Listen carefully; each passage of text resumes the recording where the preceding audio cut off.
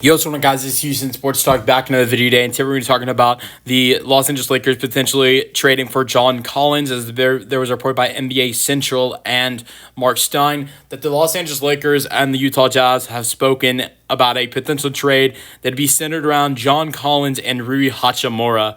It would definitely be an interesting trade. Now, in order for this trade to even happen, this trade is not capable of happening if John Collins opts out of his player option. Because if he opts out of his player option, he's a free agent.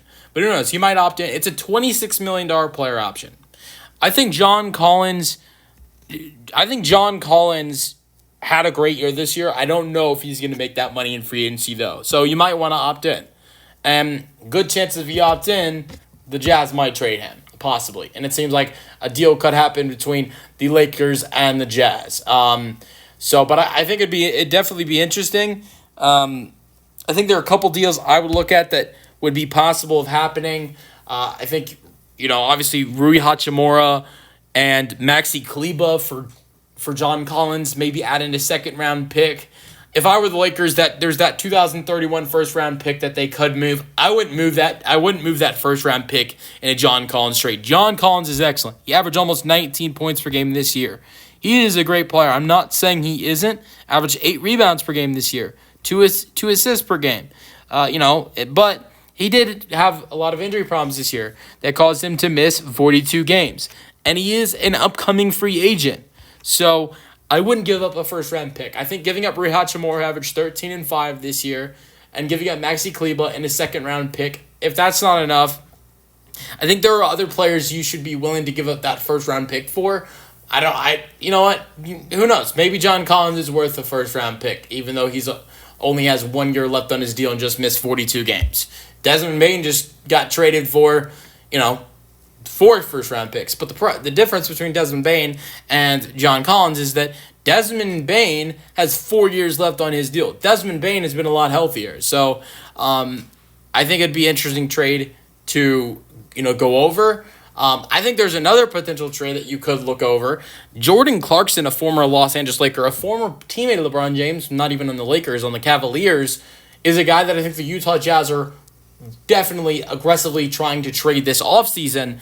And I think the Lakers could use some extra shooting. John Collins is not a bad three-point shooter or a bad shooter. He is a solid shooter. This year from 3, shot 39% from 3 on 3.7 attempts. Really solid shooter.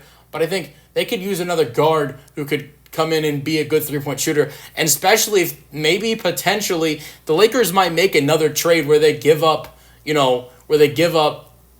Dalton Kennett or Austin Reeves for a big man. I don't see John Collins coming in and being the center.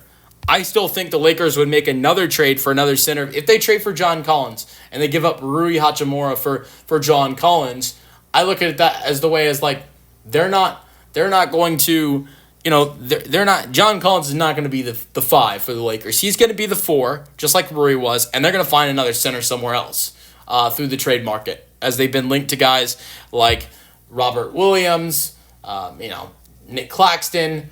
They might try to find a Nick Claxton deal with the Nets after trading for John, Collins, or try to find a Robert Williams deal with the Blazers. Who knows?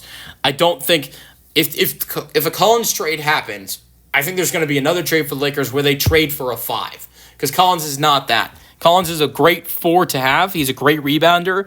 This year, averaged 8 rebounds per game, 8.5 the year before in the 23-24 season.